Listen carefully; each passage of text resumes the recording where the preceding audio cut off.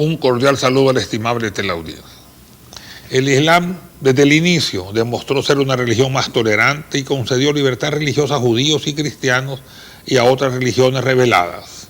Nunca los musulmanes fueron provocadores. Al contrario, traían consigo seguridad y paz a las personas de todas las naciones y creencias que habitaban en su territorio. Compasión, paz y tolerancia constituyen la base de los valores del Corán. Los mandatos del Corán y la forma de practicar de los musulmanes a través de la historia son claras y no dan cabida a ninguna disputa.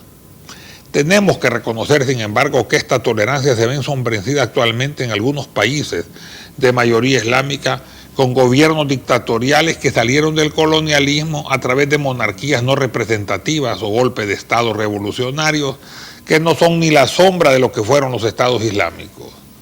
Los gobiernos actuales de la historia reciente no son gobiernos islámicos.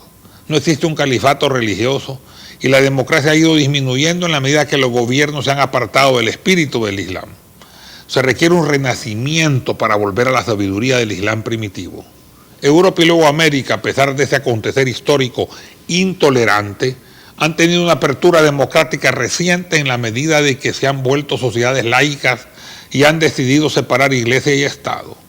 No existe un Estado cristiano en el mundo, a no ser en el Vaticano, y en él no hay libertad religiosa ni de opinión, mucho menos política. Reconozco que existe una superioridad occidental actual sobre los pueblos orientales, pero esto ha variado a través del tiempo, en cuanto a derechos humanos, libertad de culto y derechos de las minorías. Pero también hay que hablar de la superioridad moral y espiritual de Oriente sobre Occidente. La democracia participativa depende del sistema político operante, no de la religión de la mayoría de sus ciudadanos. Diferente es la actitud de la religión islámica frente a la democracia y los derechos humanos, no la actitud de los gobiernos de turno. El Islam puede considerarse el primero que aseguró los derechos humanos y llamó a garantizarlos y protegerlos. Quien estudia la legislación islámica se dará cuenta de que uno de sus objetivos principales es proteger al hombre, a la mujer, su religión, su mente, sus bienes y su familia. La historia ha registrado inolvidablemente la actitud del segundo califa Omar cuando rechazó violentamente la violación de los derechos humanos diciendo: ¿por qué habéis esclavizado a los hombres si han nacido libres? Los derechos humanos se basan en el Islam en dos principios: la igualdad entre toda la gente y la libertad de todos. La igualdad por su parte se fundamenta en dos bases que son la unicidad del origen humano y la honra con que Dios distinguió al ser humano. Todos los humanos se agrupan en una gran familia bajo el principio de la hermandad humana en la que no cabe ninguna distinción de clases ni de raza. El clasismo y racismo han sido más incisivos en Occidente. Las diferencias que hay entre la gente deben ser un factor de conocimiento, integración y cooperación y no de discordia y enfrentamiento, según dice el Corán en el Sura 49, versículo 13. En cuanto a la honra del ser humano, se sabe que está confirmada en el Corán, Sura 17, versículo 70. Esta honra hizo del ser humano un representante de Dios en la tierra, ante el cual se postraron los ángeles. Dios hizo de él también un dueño de este mundo, a quien fue sometido todo lo que hay en los cielos y en la tierra.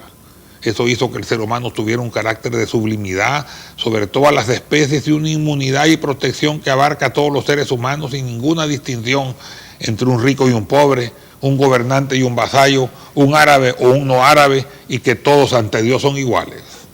El segundo principio de los derechos humanos es la libertad, debido a la cual Dios hizo que el ser humano sea responsable de poblar la tierra. Y como es sabido, no hay responsabilidad sin libertad. Dios concedió la libertad al ser humano hasta en la cuestión de creer o dejar de creer. El Corán, Sura 18, versículo 29, dice de una libertad que abarca los aspectos religioso, político, cultural y civil. El sistema de gobernar en el Islam se basa en la justicia y la consulta. Dios ordena a la gente en el Corán que apliquen la justicia. Dice en el Sura 16, versículo 90. Dios ordena la justicia, pero también la benevolencia. Y en la Sura 4, versículo 58 dice: cuando juzgáis entre la gente, es que lo hagáis con justicia. En muchos versículos se mantiene este principio. Respecto a la consulta, es una base principal y obligatoria. El mismo profeta consultó a sus compañeros y seguía la opinión de la mayoría, aunque se fuera diferente de la suya. La unión, la cooperación, la familiaridad y la solidaridad son instrucciones islámicas que representan para la nación musulmana el mejor apoyo que le garantice el éxito de estos intentos para un futuro, como fue en el pasado. El Islam llama en sus fuentes originales a la unión y a la solidaridad y pone en guardia contra la división y la discrepancia. Aferraos al pacto de Dios, todos juntos sin dividiros. Sura 3, versículo 103 y Sura 8, versículo 46. E incita a sentir los dolores de los demás y consolarles para aliviar sus tristezas e invoca que toda la nación sea como un solo cuerpo. Dice el profeta al respecto: los creyentes se asemejan en su cariño, misericordia y solidaridad al cuerpo humano, del cual, si un miembro se encuentra indispuesto, repercute en todo el cuerpo, causando la vigilia, la enfermedad y la fiebre. El Islam considera que el vínculo de la fe es el de la hermandad. Los creyentes en verdad son hermanos. Sura 49, versículo 10. Muchos musulmanes ocupados en resolver los problemas que el colonialismo dejó tras de sí, se descuidaron de las enseñanzas del Islam que llaman a la unión y la solidaridad. Ser musulmanes modernos, amplios y tolerantes del siglo XXI, pero imbuidos de la sabiduría del Islam primitivo es nuestra responsabilidad. Para finalizar, y tengo que confesarlo públicamente, soy feliz siendo musulmán y me siento realizado. Creo en sus principios y cumplo con lo que creo y únicamente me someto a Dios. Trato de hacer buenas obras y deseo lo mejor para los demás. De acuerdo al principio islámico, que nadie es un verdadero creyente si no desea para su hermano lo que desea para sí mismo.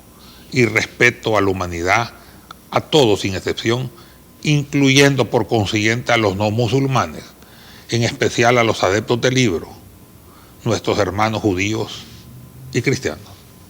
Que el Dios único, el Dios de todos y todas, nos ilumine, nos bendiga y nos dirija. Amén.